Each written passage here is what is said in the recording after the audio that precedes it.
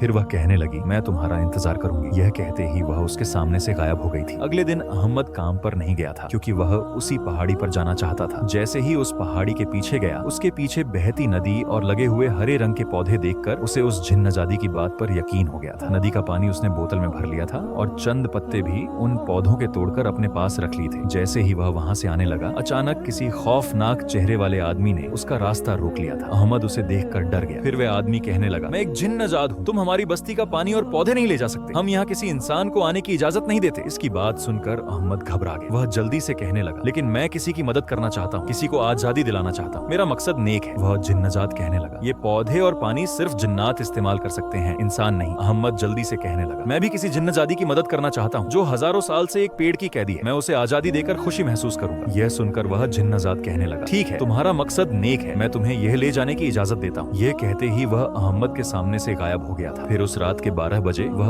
उसी पुराने कब्रिस्तान में आया और उस पेड़ के नीचे खड़े होकर वह उस नदी का पानी पेड़ पर छिड़क रहा था। साथ ही उसने वह पौधे भी उस जमीन के नीचे दफन कर दिए थे। उसकी खुशबू से एकदम ही हर तरफ रोशनी सी फैल गई थी। एक धुआं सा उठा और फजा में एक खुशी की आवाज गूंजी थी, मैं आजाद हो गई, मुझे यकीन नहीं आ रहा। वह जिन्नजादी झूम झूम कर नाच रही थी। अहमद दूर से उसे देखे जा रहा था। आजादी का एहसास क्या होता है, वह कोई जिन्नजादी आलिया से पूछता, लेकिन अहमद उसकी खुशी महसूस करके खुद भी खुश हो रहा था। फिर जिन्नजादी आलिया कहने लगी, अब मैं वापस अपने कबीले में जा रही हूँ, हमेशा के लिए, कभी न वापस आऊंगी, लेकिन तुम्हें इस पेड़ का हक देकर जा रही हूँ। इस पेड़ पर लगने वाले सेब जो बहुत मीठे और रसदार हैं, वह सिर्फ तुम्हें दिखाई देंगे और किसी को नहीं। इसलिए आज से यह मीठे फलों का पेड़ तुम्हारा है। यह कहते ही वह अहमद के सामने से गायब हो गई थी।